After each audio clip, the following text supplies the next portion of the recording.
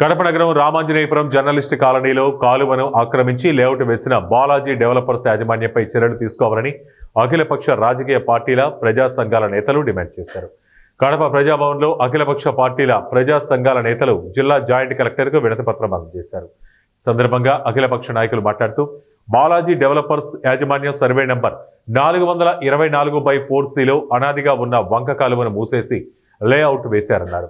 Balaji developers layout స్థలం ప్రభుత్వ స్థలమని, ప్రభుత్వ స్థలంలో లేఅవుట్ అనుమతులు ఎలా ఇచ్చారని వారు ప్రశ్నించారు. ఈ ఆక్రమణ చట్టం సెక్షన్ 7 ప్రకారం ప్రభుత్వ స్థలాన్ని ప్రైవేటు వ్యక్తులు ఆక్రమిస్తే ఆ భూమిని ప్రభుత్వం స్వాధీనం చేసుకుని ఆక్రమణదారులపై క్రిమినల్ కేసులు నమోదు చేయాలని వారు డిమాండ్ చేశారు. ప్రభుత్వ భూమి ఆక్రమణ జరిగింది. ఈ పార్టీలోనూ అధికారంలో వచ్చినప్పటి నుంచి, ఈ పార్టీ అధికారంలోకి వచ్చినప్పటి నుంచి ఇక్కడ ఆక్రమణలు జరుగుతూ ఉన్నాయి.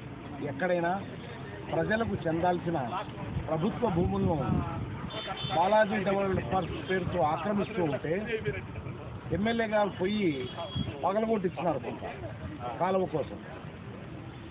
కానీ ఆ బాలాజీ డెవలపర్స్ మేనేజ్మెంట్ పోయి టీడీపీ కండువా వేసుకుని వెంటనే మళ్ళీ గోడలు కట్టేసి, అంటే ఒక్కొక్కరికి ఒక్కో న్యాయం రకంగా ఈ రకంగా చేస్తూ ఉన్నారు. ప్రభుత్వ స్థలాన్ని ఆక్రమించి వంక పొరంబోకు, కాలువ పొరంబోకు, ఏటి పొరంబోకు అట్లాంటివన్నీ ఏవైనా ఆక్రమణ చేస్తే వాటన్నిటిని వెంటనే తొలగించండి అని చెప్పిన సుప్రీంకోర్టు ఆర్డర్ ఉంది. కానీ దాన్ని అధికారులు సహకారంతో ఎవరూ ఖాతరు చేయడం లేదు. దీనంతటికీ కారణం ఎవరంటే అధికారులే. రాజకీయ నాయకులు ఆక్రమిస్తూ ఉంటే చూసి చూడనట్లు ఊరుకుండడము. ఇరిగేషన్ వాళ్ళు, మున్సిపాలిటీ వాళ్ళు, రెవెన్యూ వాళ్ళు ముగ్గురు ఏమన్నా పని చేస్తూ ఉన్నారా? తీసే పని, గుంతలు తీసే పని ఏమన్నా చేస్తూ ఉన్నారా?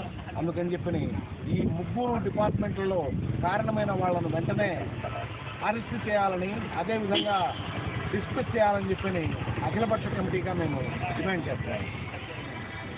ఉన్నటువంటి దాన్ని గతంలో ఉన్నటువంటి అధికారులు కూల్చేశారు.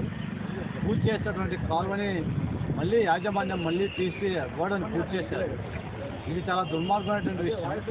ఈ గోడని కూల్చివేసిన దాని మీద కాలువ సక్రమంగా తీసి కిందికి నీళ్లు వచ్చేలా చూడాలని చెప్పి ఈరోజు కడప జిల్లా జాయింట్ కలెక్టర్ గారికి వినతిపత్రం అఖిలపక్ష పార్టీల తరఫున ఇచ్చాం.